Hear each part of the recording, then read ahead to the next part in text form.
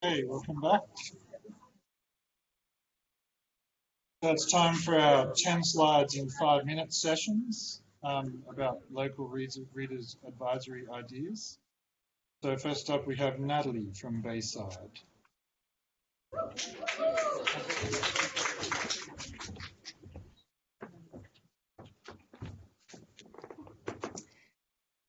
Thank you. As Eric said, I'm Natalie and I'm from Bayside Library, and I'll be talking about book bingo. In early 2016, when our library looked like this at Rockdale, closed and under construction, we embarked on the rewarding reading on training journey to update our readers' advisory skills of all the staff. My colleagues David Hall, Michelle Drummond and myself came up with a plan for the training. We ran it over 3 months with staff attending 4 sessions, with each session building on the last. And apart from the first session, we always started with, what have you been reading, watching or listening to? And this worked really well. One of our staff members, who doesn't read many books but watches lots of movies, talked about the movie Room.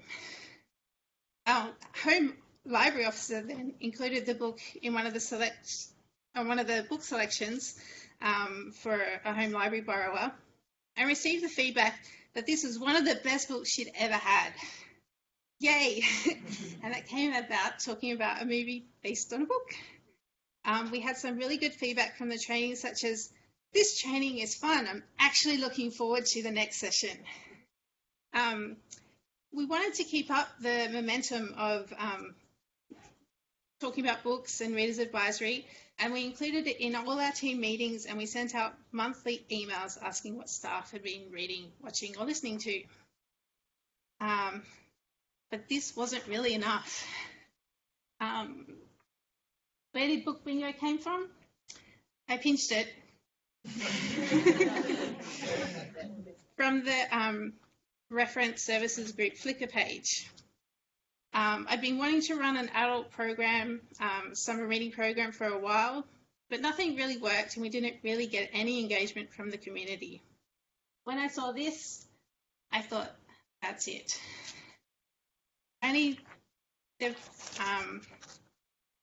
It was just the categories and space for the title, and I thought, I've got to make it easier for people to come up with books. And why should I do all the work? So we sent out an email asking staff for suggestions. We sent them the categories and said we'd like suggestions for each of the categories. And we also said, as an added bonus, we'd really like you to write a review in the catalogue. So we sent out the email. We really preferred suggestions that were held by the library. We got 164 book suggestions. 136 of those were in the catalogue, so they moved on to the next round. We collated all the titles under the categories, and my colleague Alyssa James compiled all suggestions and put them together in a booklet, which we then got Council's graphic design to make pretty. This is the poster we used. And we decided to run the competition from the 12th of January to the 12th of December until the 31st of January.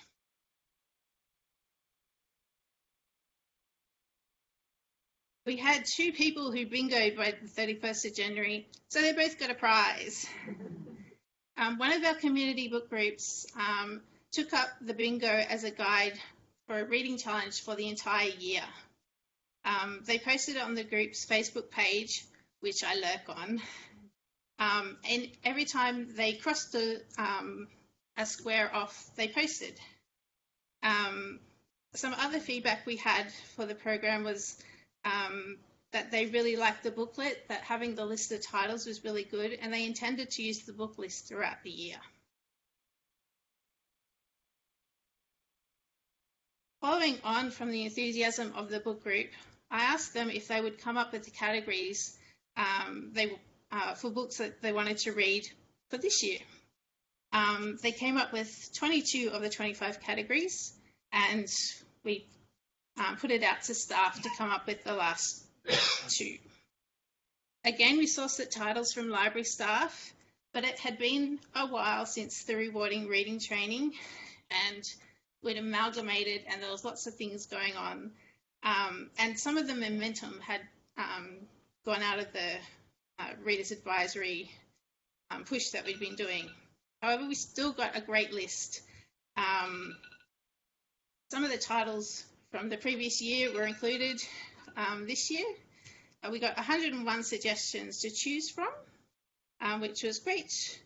We'd had 23 reviews added to the catalogue last year, and we've had 5 more added this year.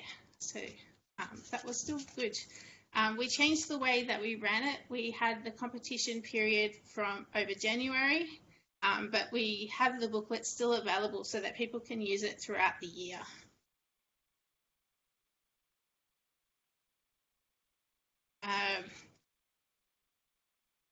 We had, again, 2 people bingoed before the end of January, and one of them was a repeat bingoer from last year. So we're like, oh, that's great. The book club is again using it for their guide. Some of the library staff are more on board this year as well. So they're working through the book club form. This is Amy's book bingo form. She is reading only junior books. As you can see, she's read 3 books in the top row, but she knows what she's going to read for the other 2. We are still using the booklet in our branches, and in fact, another colleague who is running a book club asked me the other day, do you have any suggestions for funny books? And I went, I'll get my book bingo. So yeah, it has come in useful, and we're looking forward to running it again next year, and hopefully we'll get more involvement again from the book clubs. Thank you. That's all. Thanks, Natalie. So next we have Matthew from Ride Library.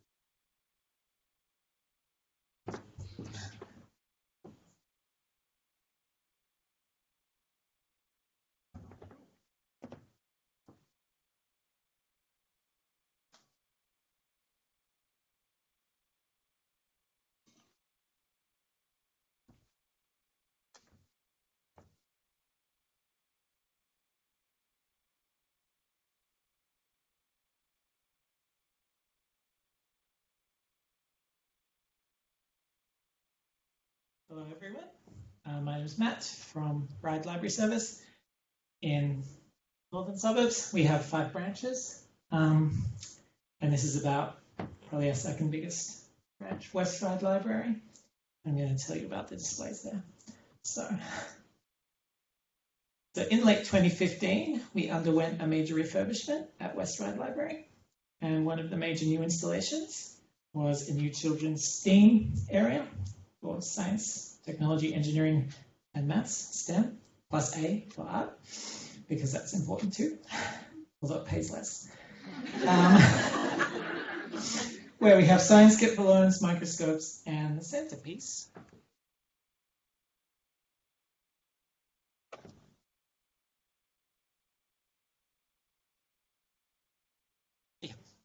The curiosity cabinet. Okay. So this is the curiosity cabinet under construction, empty, but we soon filled it with all sorts of amazing stuff. In the drawers, we have how to build a Batmobile, berry display, iPads with Jemima from play school. No, top, got the quote. So the curiosity cabinet stimulates children's creativity, curiosity, and imagination using ever-changing displays in the drawers, the display cases, and the iPads for the children to discover. Okay, so we have old display spaces in the library, like this one here. This is Cozy Mystery. It's a genre display. So as you can see, it's not the prettiest, but the books were available for customers to browse and borrow at their leisure, being the high turnover. And all the staff were involved in selection of the books, because if a book was borrowed, you would fill that gap. So it became an important learning tool. Sometimes you'd come in and find a Kathy Wright's or something on there, and you'd be like, oh no, that's not cozy. You can help them out. Okay. But with the refurbishment, we lost that space to our curiosity cabinet and furniture.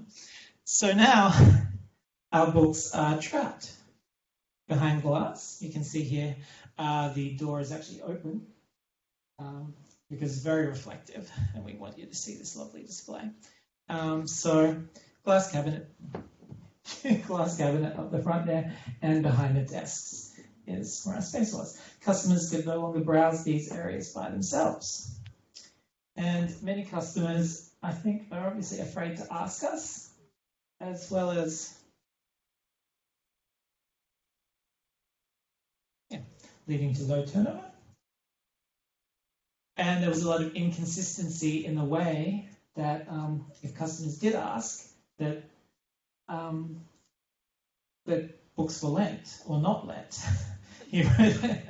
Some people would say, I'm sorry, I can't get that out for you. Some people would say, I'm sorry, I can't get that out for you, but we can put it on reserve for you and have it later.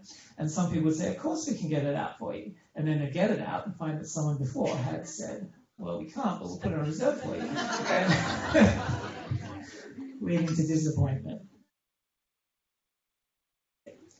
So, in order to use these display cases to break our collections free, we have started to have a new focus in those things, away from books and on programming and e-collections, and also our special collections, which I'll get to in a sec, because this one is an e-collection. This is for Zine for libraries, which I think would be worth revisiting, now that we can say Zine is now RB Digital. So, very few books in there, but information on how they can get free magazines.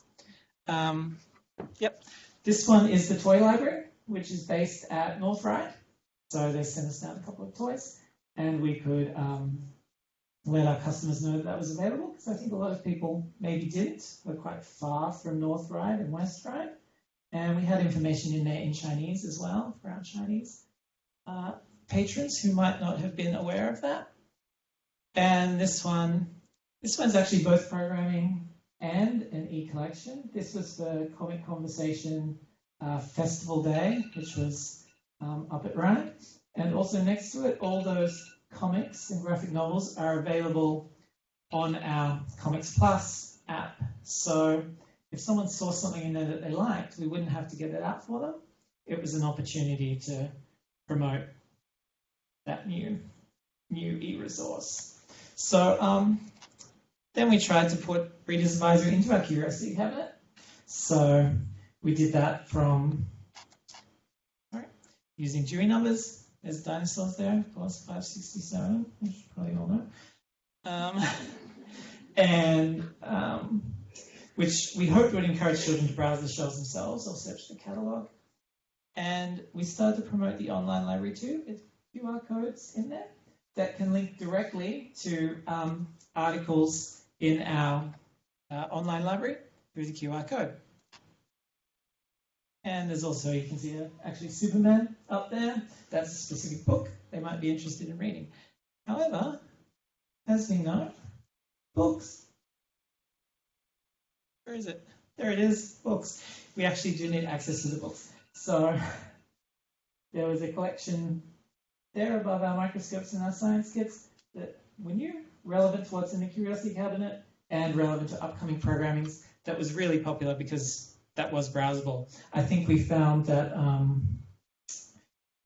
the junior nonfiction is actually interfiled with the adult and very far from the Curiosity Cabinet. And the children are semi-supervised by the Curiosity Cabinet. A lot of children let the Curiosity Cabinet be the babysitter, but remain within sight of them. and they can't really access the collection. So what we found was that something which we hoped would be a passive Reader's Advisory tool actually became a very active Reader's Advisory tool.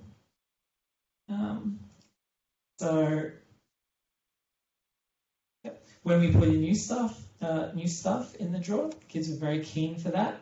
So that was an opportunity to engage with them. We also use iPads when we're doing our customer engagement, so we could actually demonstrate the QR codes to them. Being semi-unsupervised means they hopefully don't have access to their own phone and data plan. It was in the parents' hands, so we could demonstrate that to them. And also children who loved the Play School app, which we saw before, could be promoted Storybox Library, which is our new thing. So, I know I'm sorry. Go back. Yep. So, I just want to think that this taught us, even when dealing with our adult displays, that all displays are like curiosity displays, and they're all opportunities for engagement with the customer. So, whenever a display has someone's attention, this was Conversation Part 2, with all our photos from the event in it. That got a lot of attention. It was an opportunity to engage with the customer themselves. And Reader's Advisory. But of course, I cannot understate the importance of having a browsable collection. So this is similar to Book Bingo. It's called the Right Reads Challenge. And basically 12 genres which we wanted people to read from throughout a year. The genres are browsable. You can see behind where the books are, there's actually a permanent picture in there of an ebook available through Overdrive and Libby, so that the display remains fresh and bright and relevant. It taught us some really interesting things about our collection, such as young adult was really popular. Young adult lives in a corner, and I think people don't know about it. So that's something that we were surprised with browsing. And also prize winners. So I think communicating the fact that something is a prize winner to our customers has been quite hard, but through this, they're able to do so. And of course, like with our older display, all staff are actively engaged with filling when gaps arrive, so it helps them teach more about RA. So, thank you. That is all. So next we have Monique from Sutherland. Do you want to do that one first, or the other one? Another one as well. Yeah, is it on a different? I can do this one. Oh, right. And then yeah, I can't remember. Yeah. Sorry, since this morning I've forgotten how to get to my PowerPoint. So thank you. That's wonderful, and I'll just scroll, don't I? Yep. Hi everyone, I'm Monique and I'm from Sutherland Library, and today I'm going to tell you about our literary mocktail event called Shaken, Stirred, Mixed and Drunk.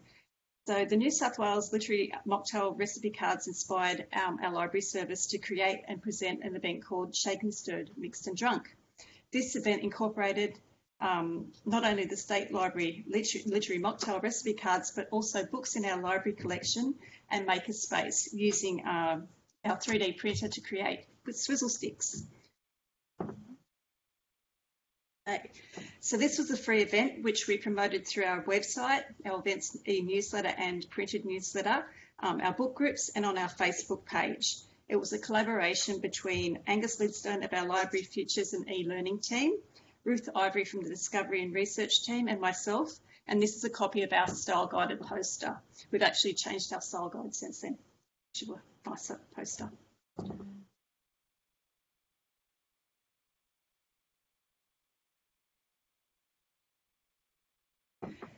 From mint juleps in The Great Gatsby to Hemingway's famously alcohol-inclined novels, convivial drinking and alcohol is everywhere in literature. We invited customers to enjoy literary-inspired mocktails as teetotaler David Lewis presented his talk, Shaken, Stirred, Mixed and Drunk, Famous Drinks in Literature, a fascinating look at the various effects of alcohol on the world of literature. During the talk, everyone was able to enjoy a literary mocktail, book-themed alcohol-free drinks inspired by the literary works, and these recipes were, of course, provided by the New South Wales State Library. On the night, we made 3 of the literary mocktails. We made Watermelon for Elephants, A Sidecar Named Desire, and The Turn of the Screwdriver. These were enjoyed by the audience as they listened to our speaker talking. We also had a display of books from our collection written by authors who had a liking for hard liquor, and some books on mocktails and cocktails. The Know Your Standards resin kit and a selection of drug info pamphlets were also displayed. So that just shows you that. This is a pitch. This slide shows a few people enjoying mocktails after the event, including our speaker, David Lewis. The most popular mocktail was the Sidecar Named Desire. They weren't so keen on the watermelon one. So we created plastic swizzle sticks inspired by the literary mocktail cards. These were created on our 3D printer. So I have some of these with me. Unfortunately, I don't have any of the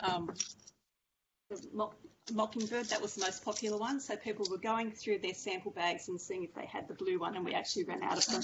But I've got some of the prototypes as well, so I'll just pass those down.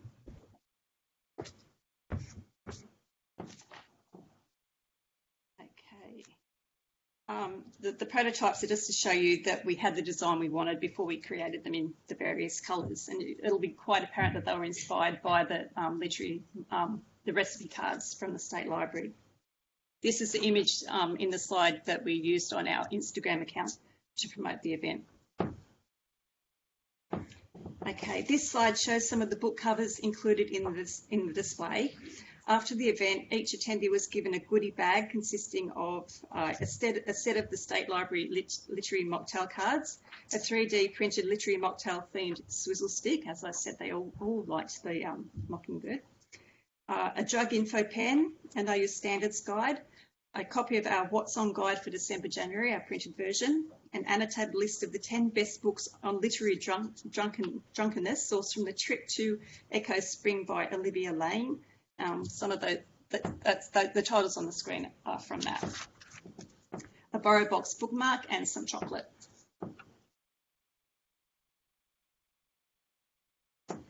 The most successful promotional tool was a short 20-second film clip. We called them Boozy Tales. We had 3 different ones, and we featured these on our Facebook page. So each week we put up a different clip, which were based on the cocktails that we made. They each had a one-line hook.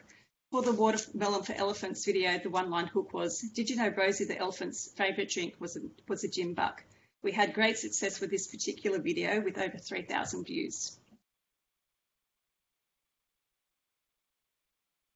Okay, and just to finish, I'd like to show you our most popular and also this is a staff favourite video clip promoting the Watermelon for Elephants mocktails.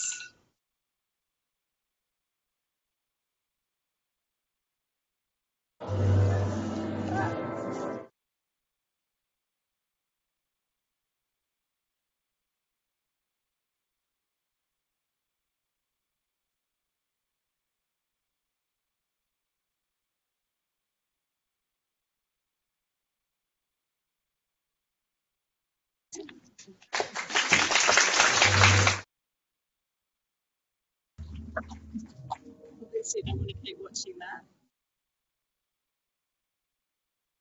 Now I'm just going to present another one straight after that. So, but could you help me to get back to that? Yeah, thank you.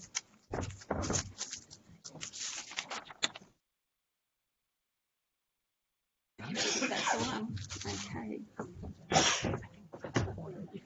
Oh, yes, you've got a bottle of water there. Yep. Okay, and the other thing I just wanted to tell you about was that you may be aware that there's a Reader's Advisory 2018 journal that's that you can get at cost price from Redbubble if you look on the Reader's Advisory wiki. One way that you may like to use this is as a bullet journal. So for anyone who doesn't know, a bullet journal is a method of journaling and note-taking that helps you to track your day-to-day activities and experiences as well as help you achieve your long-term goals. So we thought you could use this journal to track, organise, plan and share your reading. Okay, to track your reading, you can track your reading history, you can write down your favourite reads, record what you've read this year. You might like to add a star rating or write a book review. And after seeing Becky Spratford talk, you might like to include the details mentioned by her, such as the point of view of the book, 3 words to describe the feel of a book and any limiters. In terms of organising, it doesn't need to be just a list of books. You can create an index in your bullet journal with headings such as your to-be read list, or you can create a module for different genres and key authors to read within each of these. You might like to create a set list of books to work through or a list of authors that you want to read. You can mark off the books as you read them. You might like to make a weekly or monthly to-read list. And to stay motivated when you're reading a longer book, you might like to create a module for the book and tick off as you complete each chapter. In terms of planning, as Becky Spratford said, read widely. You might like to create a weekly or a monthly reading plan. For example, if you're planning to participate in the Book Right Read Harder challenge, you can use your bullet journal to write down the 24 tasks and or the book you've read to complete these. And finally, share. Make sure you share your books and readings with others. Share the book reviews, suggest titles in different genres you have enjoyed with others, such as customers and other library staff. So if you want to purchase those, I think they're $30 for the bullet journals. Thanks.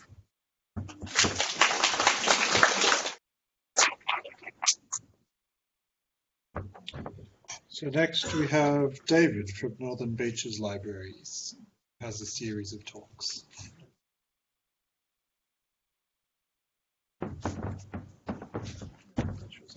That was not the first one, but I can start with that if you want. Sweet. Hi, I'm Dave from Northern Beaches Library. How do I just... do I just right-click? Or? Oh, you can just tab down. Okay. That's my pun. I hope you think it's funny. We used to have a Wii entertainment system at the library, and it's not uncommon to see PlayStations, Wiis, Nintendo Wiis, or whatever at a public library. But ours had seen a decline in the amount of use it was having, and we just wanted to change it up a little bit. And so we got rid of the Wii, and we got an old-fashioned retro-style arcade machine, that's not it, but that is it. Let's see if I've got it better. That's it in its natural habitat in the Manly Library. These photos taken when the library wasn't open, so there's no one sitting there playing it, but it does receive quite a lot of use. When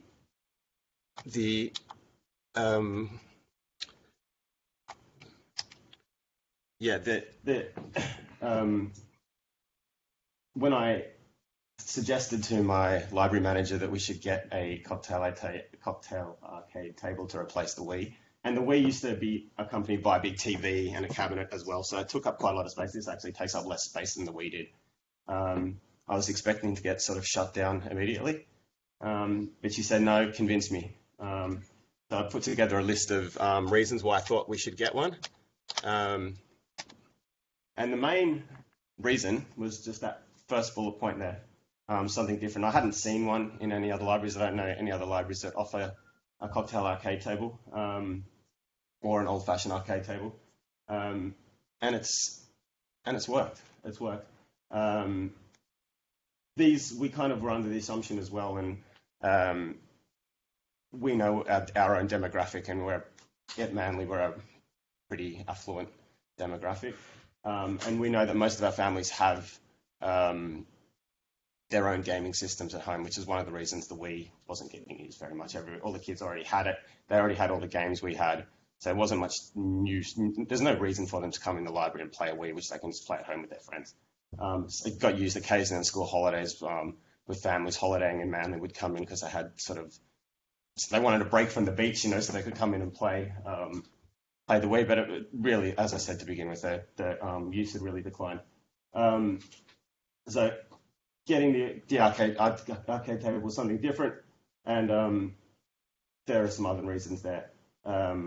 A unique library experience. A lot of kids haven't When I say kids, I mean talking about teenagers here as well, and even sort of 20-year-olds haven't had the experience that me in my 30s, my late 30s, had of going to youth centres that had arcade rooms when we were teenagers. So it offered a new, i.e. old, experience for the younger generations. And what we found after a year was that it's really fun. It gets used every day, unlike the Wii, which maybe got used once a month. Gets used every single day. It gets used by people of all ages, all genders, all abilities. And it has provided a hub to meet people as well. You quite often see kids coming in after school and they gather around in a big group around the table. That is not as bad as it may sound. We haven't had hardly any complaints from other members of the public who want quiet to study or anything like that has caused concern. We're lucky enough to have 2 levels in our library. So the downstairs level where we have children and youth is a little bit more noisy. If people want quiet space, we send them upstairs to study. And the arcade table is obviously on the ground floor, not in the quiet study space. Probably wouldn't work so well in the quiet study space, but it does work really well in the youth area downstairs. I don't have a wider shot to show you sort of where it is placed in the bigger scheme of things, but it is in the youth area. It's sort of, we have the comics and zines and YA collection, and this is sort of amongst that area of the library. No one has asked about the Wii since we've had the cocktail arcade table. No, it hasn't been mentioned. Remains in the cupboard at the library, but no one's asked for it. I can't see it being pulled out again. In any case, we've got rid of the TV, so the Wii's not going to be used again. And people are generally surprised when they come into the library. Quite often we have we have a lot of travellers and holiday makers coming into Manly Library. So every time you see someone walk in, they walk past the cocktail arcade table, they do a double take. They come and they sit down, and that's people of all ages once again, and mothers and fathers and grandparents, all kind of, oh my God, you see a smile on their face and they sit down, they play a game they haven't played for 30 years. It's really good. And what it's really encouraged is intergenerational discussion. So when previously when kids want to play the Wii, the mums would come and say their kids want to play the Wii. They dump the kids there with the controls, and the mums go off and borrow, and the kids sit there and play Wii Tennis or Wii Sports or Mario Kart or whatever it was. Now we see the parents sitting down with their kids and saying, "This is what we used to do when I was at your age," and it's really interesting. But I actually see the parents teaching the kids how to play the games rather than the kids teaching the parents how to play the games, which is really funny. Kids aren't used to just being able to move in 4 directions. They used to be able to go sort of 3D and whatever in their games. It just kind of takes it right back, and it's really fosters that intergenerational discussion. So it's been really good. The other thing we've found is it's really tough. One of the main concerns when we got the table was that it was going to break. And I don't know if you guys remember going to arcade rooms when you're a teenager, but there'd always be, or even like in the video store that used to have like a Street Fighter machine, it was always broken. Like one of the buttons didn't work or the joystick was ruined or whatever. What we found is it's really tough. The buttons are just these things. We have had one fail in 12 months, but you can replace them yourself. And it's just, there's no soldering. There's just these 2 little pins and a little sleeve which just slip over it. So you can just unscrew it, which takes about 6 screws, unclip this and put a new one in. And we were provided with, I think, 9 spare ones when we bought the machine. So far we've only had to replace 1. And that's the 6 buttons. It's just that little button there. And the joystick is just 4 of those same north, south, east and west. So if the joystick craps out as well, you can just replace it with one of these.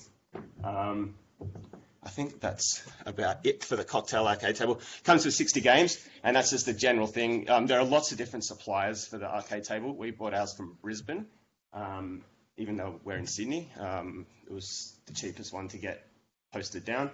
And they basically all come with 60 games. And that's those 60 games. Just really quickly.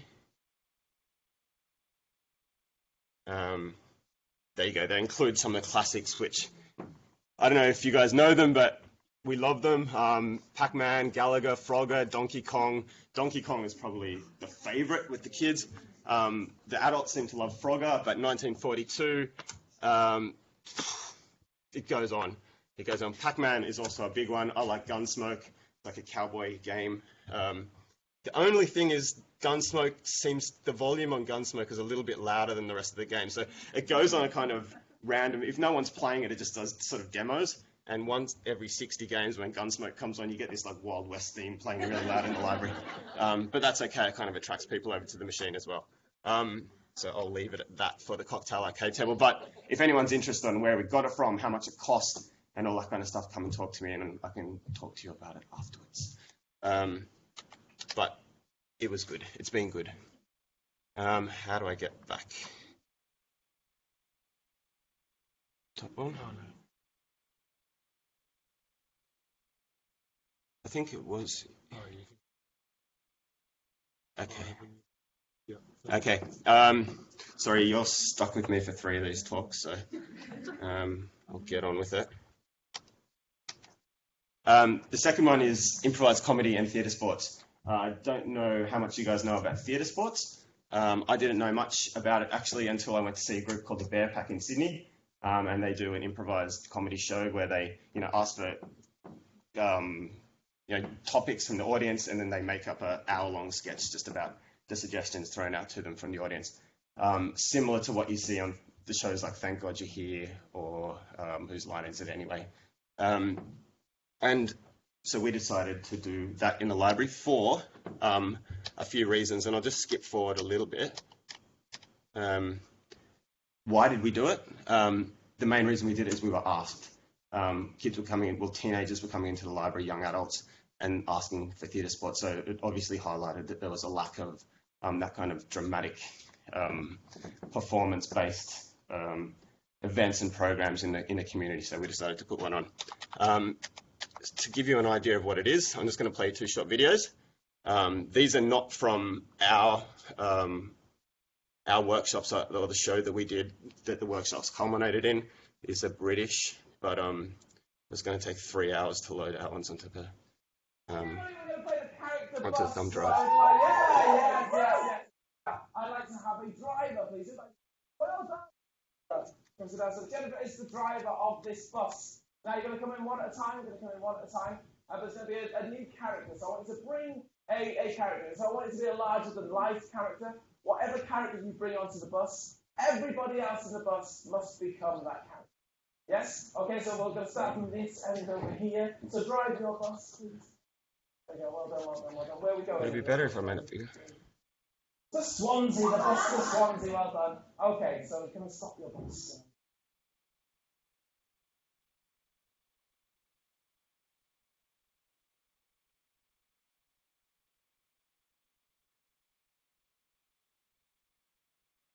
And we stay in character until the next person comes onto the bus, and then take over the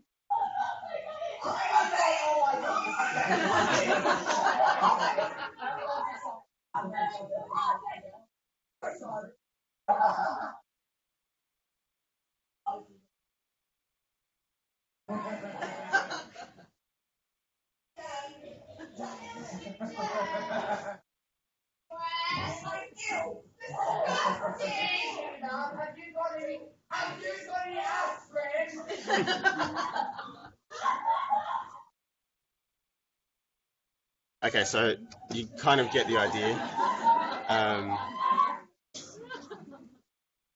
It's a lot of fun. I'll show you one more really quick one. Oh, no, hang on. What have I done? Into the presentation. There we go. This was. I knew an ad was going to play when I did this.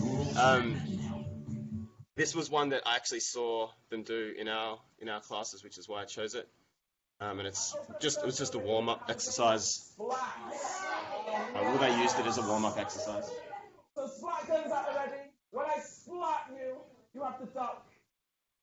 Well done. And the two people either side have to splat each other. The first to splat wins. The second to splat must sit down until we're left with only 2 splatters. Okay, we'll have 2 practice rounds and then we'll have the real thing. Splat! You would have been out! Splat! You would have been it's a practice round. From now on, it's a real thing. Splash! Goodbye! It's finished for you. Splash! Goodbye! It's over. Yes, it's over. Splash! Very aggressive, but you're right. Splash! Goodbye! It's finished. Splash! Goodbye! Very angry people in this. Splash! Goodbye! Splash! Goodbye! It's over.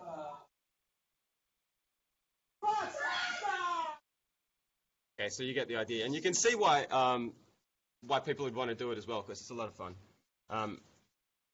So that's what theatre sports is. What we did is we ran a series of 8 weeks of workshops on a Wednesday evening. Wednesday evening was chosen basically because the library's open on a Wednesday evening. We ran 8 weeks of workshops. You needed to register for the duration. It wasn't just a drop-in thing, and it was free, provided you registered for the 8 weeks. And the 8 weeks culminated in a show. So the participants could invite their family and friends to come and watch a theatre sports show that went for about an hour. And they did all the games that they practiced in the workshops at the show. And that's some of the kids from the show getting their certificate afterwards. We did the show at the DY Civic Centre, which is a lovely venue, not too dissimilar to the room we have here. So it was really nice to give them, after working in the library workshop, in the library meeting room for 8 weeks, to take them to a proper theatre and put them on a stage and let them do their thing. And it's really good. That was the poster, or that was actually not the poster, but that was the like online poster that we used for Facebook and whatnot. The term theatre sports is a trademarked term. And all the hosts that we spoke to and the companies we spoke to in organising this were very careful about using the term theatre sports. So as we called it, learn improvised comedy. But we did use the word theatre sports down there with a little registered trademark symbol after it. But when people were coming into the library, they were asking for theatre sports. They weren't asking for improvised drama workshops. It was well recognised. So we did it, as I said, because we were asked to do it. What's it got to do with the library? Well, it's really live storytelling, as much like the role-playing games you might see, where people sit around a table and make up an adventure story together. This is sort of acting out a story. It's fun. It was a lot of fun.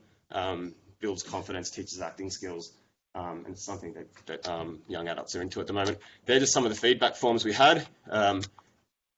And interestingly, we're doing it again this year because all the feedback was positive. Everyone wanted to do it again. A lot of the feedback forms said it could go for longer than 8 weeks, although we were kind of exhausted at the end of 8 weeks and we're actually making it shorter. So we're doing 6 weeks this time. We're doing 5 weeks of workshops and the show again. The show was really helpful to sort of bring the whole thing together and give them an opportunity to sort of put it into play. What you need to do if you want to do theatre sports, what you need is just a space where you can make some noise. That's it. There's no props needed or anything, and you need a teacher. I can recommend some teachers to anyone who's interested in doing theatre sports at their library. It was a bit of a rabbit hole. I started off with the Bear Pack, as I said, and they recommended me one group. They recommended me another group, and it did take me a little while to find a teacher that could commit to the 8 or 9 weeks as it was to run our workshops. Maybe it's going to be a little bit easier this time with 5 weeks. But it's really important that you have a really good teacher, I think. As you can see from those videos, if the person was a shrinking violet or whatever, the workshops probably wouldn't go so well. You really need a teacher that's experienced and is good at his job. And that's pretty much it for the theatre sports. And finally, try and keep to time. Zines in the library. I wasn't going to do much in the way of explaining what zines are because I kind of thought we're beyond this now, but I've already been asked twice today what are zines. So, what are zines and why we have them? I just took it from Wikipedia because it was quite concise and why reinvent the wheel? So I'm just going to read that out. A zine is most commonly a small circulation self-published work of original or appropriated text and images, usually reproduced by a photocopier. Usually zines are the product of a single person or a very small group. Hope that makes sense. Why have zines in the library? Zines and small-scale publishing and there's many reasons why you might have zines in the library, but I just thought this was a really nice way of putting it, and one of the important reasons for having zines, well, what I consider as an important reason for having zines in the library. Zines and small-scale publishing assures that voices not commonly heard are recognised and recorded. They're vital not only to communities and culture that aren't commonly part of the mainstream culture, but to all interesting creative expression. Yeah, I just thought that was a nice way of putting it. But there are a lot of reasons to have zines. That's the current zine collection we have at our library. It's looking pretty shabby there, actually. It sits beside their graphic novel collection, which is here. And we usually have a display that sits in the middle there, a big book display, but this was taken on Library Lovers Day, and so the display was being used for something else on that day. That was two of our old zine collections. The one thing we've found with zines is they're difficult to shelve because they look like this. When we shelved them face out, they were like, as this picture here on the left, they were all flopping over like that and they were getting ruined. So we found, even though it doesn't look as attractive, that the box system like this works a lot better. People can just flick through them like you would flick through records at a record store or something like that and pick out the ones you want. And then we just have a small display there on the right with some of the bigger format books. But that's the interesting thing about zines as well. They come in all shapes and sizes and all formats, which is why they're so flexible and why they're such a great medium to use for all kinds of workshops. But before I get onto the workshops, that's the face that collection as well. I mean, it looks lovely there because it's been set up for the photo, but it doesn't stay like that for very long. You know, like 1 or 2 days, they're all hanging over like triffids or something. And yeah, it's a big mess. So, I mean, as lovely as that looks, it just didn't work. Where do we get these zines from? Because you can't buy them at bookstores or whatever. We have a zine fair every year, and there are several zine fairs around Sydney which you can attend, and that's where we buy ours. There are also zine distributors you can contact online, or places like the Sticky Institute in Melbourne, who I believe just closed their doors, where you can go and purchase them. Also, some record stores, Red Eye Records in the city always has a collection of zines where you can go and buy. But we buy ours primarily from our own zine fair and the MCA zine fair, which are both annual events. We're on our 8th year of the zine fair this year, and these are just some photos from our zine fair. We have live music as well when we're on the zine fair. And it's grown every year. At the moment, we're up to about 25 sellers that come. I think we had about 25 last year. The year before, I think it was close to that as well. So averaging around 20, 25 zine sellers to come out, set up a table or a half table and just sell their wares. And usually, they're between $2 and $10 each for the zines, depending on how they've been printed. And a lot of free as well. The zine community is quite a tight-knit community, and you'll find on the day all the zine makers are out there swapping their zines with other zine makers. So I'll just flick through some of the photos. Selling other stuff as well, softies and plush toys. There's some more photos. Some of the displays which people set up on their tables are just beautiful. And some of the zines themselves are really fantastic as well. Such a great sort of cultural artifact. We also have children's workshops with zines, and that's the power of these things. They're so flexible. You can do children's workshops, teens workshops, adult workshops, and you can kind of tailor your workshop to whatever your audience is. There's me running a colouring in workshop with zines, and I'll show you what I mean by that. That's just a A4 piece of paper with 8 pictures on it, which you can kind of cut a little slash down the middle and make it into a little book. And it's so much more interesting for kids rather than just giving a sheet of paper and saying colour it in. They've all done that before, but this way they're making themselves a sort of product. They're publishing something for themselves, even if it's only a one-off. Then you've got something like this, which was made in workshops with 8 to 12-year-olds. So this we'd use for 5 and 6-year-olds. If they wanted to just do a colouring in, they get to take over zine. This was made 8 to 12-year-olds. So this was just from discarded non-fiction books about owls and Australian animals. Well, Australian owls and Australian animals. So that's and this one is all about the the product. It's not about the content. It's about creating the covering, cutting out the cardboard, covering it with paper, finding whatever they want to do it about, and making it. So it's about the product, not so much the content. But then again, you could get into stuff for teenagers, where you're getting them to write stories. And once again, it's just a different take on the writing workshop. Rather than sitting down with a laptop and writing, you're actually making something as well. And some of them have, I'm not going to be able to find it now, but there's quite a lot of them that have, well, I mean, the formats are varied in many. How to write a love letter in the format of a love letter. There's ones, we've had workshops for a little bit older or younger teens or older children where they stitch the spine with wool for the younger kids, or if it's teenagers, we can actually use a needle and use cotton, and they do it. So it's a little bit of bookbinding as well as the story writing. I left this picture of me up there. There's some of the flyers that we've used over the years for the zine fair. And yeah, as I said before, it's a really great format for inspiring creativity because they get to take home the product. And I find it, I mean, it's so surprising. If you get kids to sit down and write a story, they really struggle to think of what to do. You give them a book, and all of a sudden they're making books for their friends, and they're sharing stories. And we've had some amazing things written. And what I tend to do, for example, this one, is when someone makes a zine in one of our workshops, I make a copy and I keep it in the library so they can bring in their grandparents or whatever and say, look, I've got a book in the library. So this one's a zine that's made by a 5-year-old about Charlie and the Chocolate Factory. So they drew all the pictures, coloured it in. We put the text there. We helped them put the text there.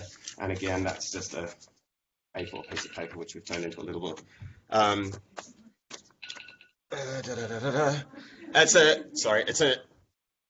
It's a non-threatening way for people to access information about and by their peers. So zines can be about anything. Anyone can make a zine, and it's really representative of the cultural climate of the time. So we've got a lot coming in about stuff like sexual identity and identity now, which is becoming increasingly important, and that's represented by the amount of zines coming out talking about these kind of issues. Of course, there's just your standard comic books, just artwork, books about hats that birds wear, who knows, short ghost stories. So, I mean, it can be about anything. I just wanted to show you one that we did at our library. Well, we actually did two, and they were local history zines. This was done with myself and a local historian. We called it Crypto Zine, and we just dug up all the weird and strange stories from around Manly, about pirate treasure, about ghost stories, about weird things that are washed up on the beach, bones found in caves, all kind of stuff, and we put them together to we built it as the world's first local history zine. I don't know if it actually was, but we sent copies of this all over the world once it was on our blog. And then the second issue came out, and it was just all about UFOs because the Northern Beaches is full of UFO stories. So we dug all them up as well. I'm kind of interested in that crap. And I think we're getting to the end. I know my time's up, but yeah. So and then as I was saying, you can adjust the zine workshop for any age, ability, interest, because it can be about anything. And you can get as complicated as you like with them. It can be as simple as that A4 sheet of paper, but you can do bookbinding, you can do whatever you like. And it doesn't just have to be about art. It can be about writing. It could be about photography. It could be about whatever you like. Zine can be about whatever you want. I've put there just a couple of links of good places to start. So if you're interested in developing a zine collection for your library, and I think it's a really good resource to have. We also have signs up around our zine collection saying if you make zines, please bring them in. We get a lot of local people, I'm not going to say kids because they're mostly not, bringing in their zines that they've made, and we always give them a quick review to make sure there's nothing outrageous in them, and then we include them in our collection. But these are a few places to start. Sticky Institute's a zine distributor in Melbourne. Vanessa Berry's from Sydney. She's just a famous zine stir. And if you're looking at doing zine making workshops, she's a great person to speak to. Take Care is a Sydney-based distro. And Nicholas Beckett, I've included him there because he's done zine workshops for us, and he's the one responsible for all the artwork on those posters. And I believe he works here, or he used to. And that's it. That's Zines. If anyone wants to have a look at any of these, I've got them. Just come and grab them off me. Thank you.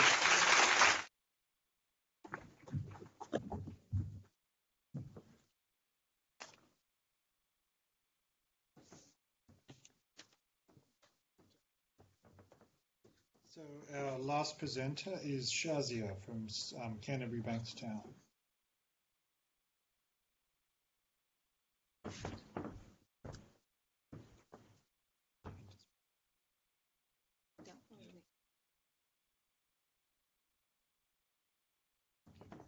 Hi everyone, I'm Shazia from Canterbury Bankstown Library, and we had after David's and all the presenters, I have not much time left. It will be quick and easy and just chill out. It's about the Canterbury Bankstown Library's welcomed Library Lovers Day with beautiful displays in its all 9 locations. What we did, we offered variety of the items to borrow from our displays and invited people to fall in love with these sweet reads. So I'm just sharing few photos of our displays. This is the first one, and this is the another one from the other libraries. So maybe Lakemba, Bankstown, and Riverwood. So next we did, as Alia, they suggested some, they have given some suggestions for the celebrating Library Lovers Day. So we decided to go with the an activity we ran, asking our community members to write a letter to the libraries and get a delicious chocolate heart. You can see here, chocolate heart is going in one hand. We also informed the community when they participate in this activity. At the end of the activity, the best selected letter will win a prize. So it was a big initiative. And because we started this activity 1st of February to run it, so it's not one day, so we celebrated whole month. So next one is, sorry, this is my first time. So we got a great response from the community, and they wrote several letters us. There were many interesting letters. Altogether, we received from all our libraries 174 letters. And when after end of this activity, we selected 5 participants who received best prize for the writing best letter to the libraries. So, yeah, and feedback from the community was amazing. They liked our Canterbury Bankstown Library's Facebook posts and photos about Library Lovers Day. They verbally exchanged thoughts with the staff members and also appreciated through letters. So what they said about the libraries, people said, most of the people appreciated. They said they liked our libraries because they feel safe, comfortable, and enjoy the serenity of its environment. They also appreciated the services, events, activities provided by our libraries. And I would like to share one little girl's letter. She wrote, "Dear libraries, it is Mariam. If you have noticed, I spend with SPEND my whole HOLE, whole life here, from to story time to baby time. But now I am in 3rd grade, KNOW now, and love Mariam, love, happy Valentine's Day." So it was a very sweet letter, and she's spent whole life with HOLE hole, and only she's 9 years old.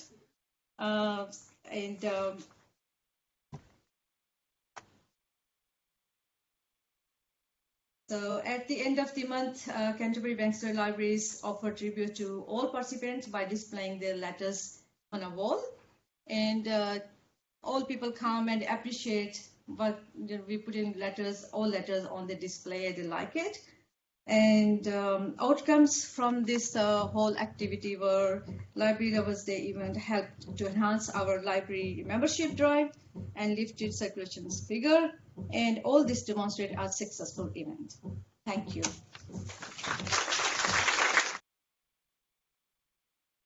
We'd like to share one thing. We got few letters saying we like libraries because we can come and charge our phone and laptops. Thank you.